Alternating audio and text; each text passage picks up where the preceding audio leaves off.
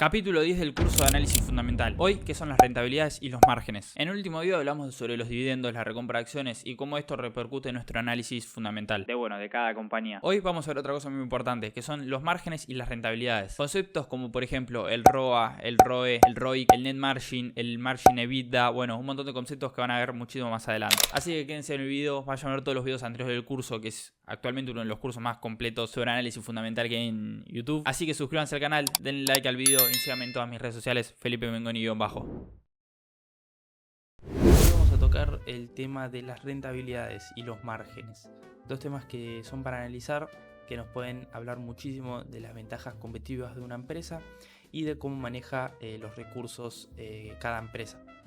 Cuando hablamos de márgenes, ¿a qué nos referimos? A cuánto le queda a la empresa después de descontar distintos gastos, como ya vimos al principio en la sección de Financial Reportings, hablábamos del EBITDA, del Net Income, del EBIT, bueno, del Operating Profit, del Operating Margin. Bueno, esto lo vamos a explicar más bien en este capítulo. Y después hablamos de las rentabilidades. Cuánto le queda a la empresa por ejemplo, cada computadora que tiene. Si tiene una computadora de $1000 y gana 100, ¿cuánto tiene rentabilidad? Bueno, eso lo vamos a ver bien en este capítulo y vamos a intentar explicar de la mejor forma. Vamos a empezar por el margen favorito de Warren Buffett, el ROE, el Return on Equity. ¿Qué es el Return on Equity? Es fácil de entender, es básicamente agarrar el net income de la compañía, cuánto le ingresó a la compañía en el último ejercicio fiscal y dividirlo por su equity, por su patrimonio neto. Esta es la rentabilidad que obtiene el inversor por su inversión. Bien, si por ejemplo supongamos que si invertimos este año y la empresa obtiene un ROE del 20%, nuestra inversión, nuestro valor intrínseco va a aumentar en 20%. Por lo tanto, es un número al que le tenemos que tener en cuenta y al que le vamos a dar validez. Hay que entender las deficiencias que tiene este ratio, porque es bastante deficiente al comparar compañías con distintos niveles de deuda. Pongamos un ejemplo práctico. Tomemos a la empresa X.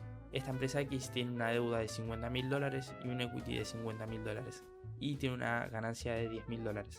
Por el otro lado tenemos a la empresa Y, que tiene una deuda, un pasivo de $10.000 y un equity de $90.000, pero las ganancias también son de $10.000. Entonces, ¿qué tenemos? Dos empresas con unos activos iguales, 100.000 y 100.000, y tenemos las mismas ganancias, 10.000 y 10.000. Ahora, ¿qué pasa? Veamos cómo están distribuidos este capital. En un caso tenemos el 50% en equity y el 50% en pasivos, y en otro caso tenemos el 90% en equity y el 10% en pasivos.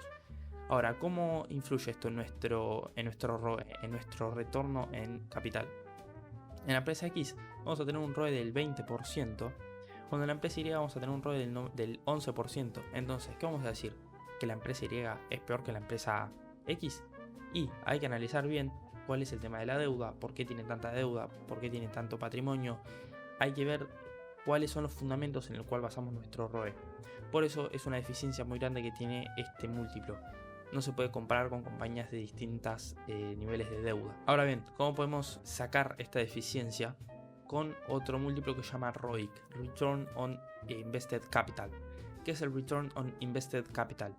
Es el ingreso que tiene la compañía, es la rentabilidad, es el ratio de rentabilidad del capital empleado en producción.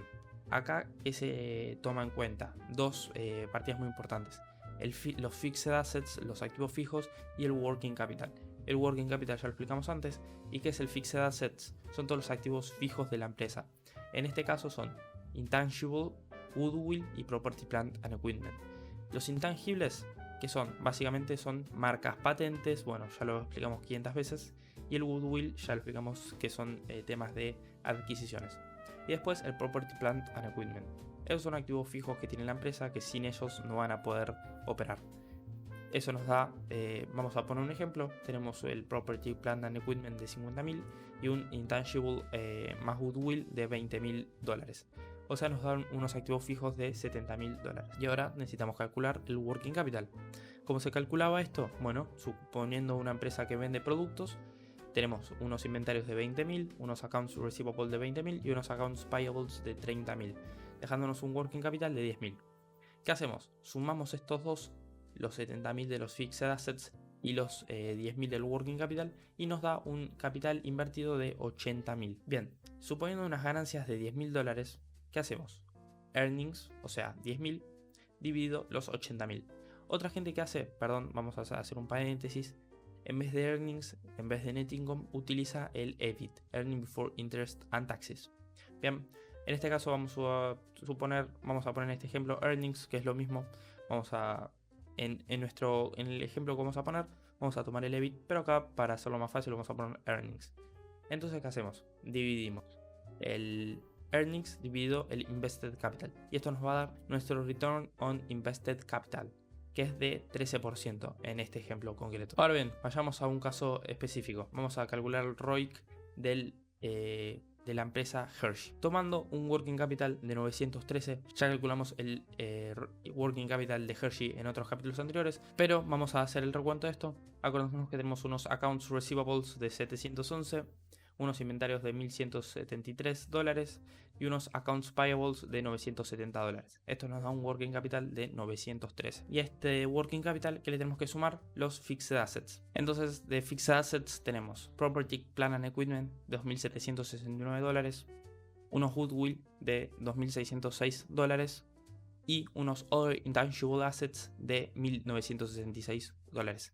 Si esto lo sumamos, ¿qué nos va a dar el fixed asset? Y si lo sumamos al fixed asset el working capital, nos va a dar el capital empleado, el invested capital, es lo mismo, que es $8.256. A estos $8.256 lo tenemos que dividir por los 1988. O sea, la fórmula nos quedaría 1988, que es el EBIT, Earning for Interest and Taxes, dividido los $8.256. Y en este caso, el ejercicio de Hershey, vamos a ver que en el 2022 tuvo una rentabilidad total de 24% sobre el capital invertido, sobre el invested capital. Esto es muy bueno.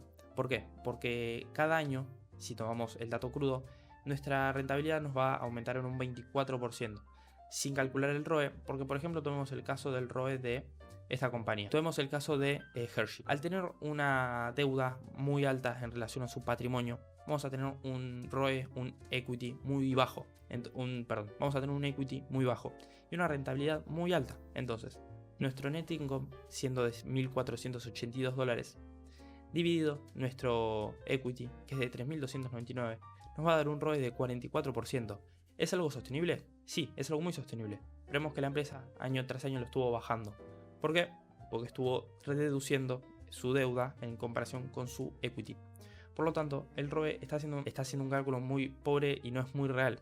¿Por qué? Porque acordémonos, si simplemente aumentaríamos nuestro capital un 44% todos los años, sería una locura. Estamos aumentando nuestro capital un 44%, y quiere decir que en 3 años vamos a tener casi el triple por ciento, no sé, casi 3 veces mayor equity que hace 3 años. Entonces, es algo imposible. Por eso vamos a tomar nuestro ROIC, nuestro ROCE, son términos relativos, ROCE, Return on Capital Employed, o Return on Capital on Invested Capital. Vamos a tomarlos como relativos, que nos da un 24% de rentabilidad. Y por último, vamos a tomar el ROA, el Return on Assets. El ROA, ¿cómo se toma? Simplemente dividimos nuestros earnings dividido nuestros assets.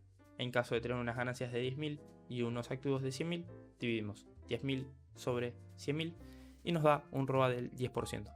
Esto también yo no lo utilizo. Básicamente me baso en los dos primeros que nombramos, el ROE y el ROIC. El ROIC es el más importante para mí, es el que más me gusta utilizar y es el dato más real que tiene la compañía. Cuál es su eficiencia sobre el capital que emplea para realizar sus operativas. Este último, el ROIC, es un número muchísimo más comparable ante sus competidores. Por lo tanto, vamos a buscar aquellas empresas que tengan el ROIC más alto.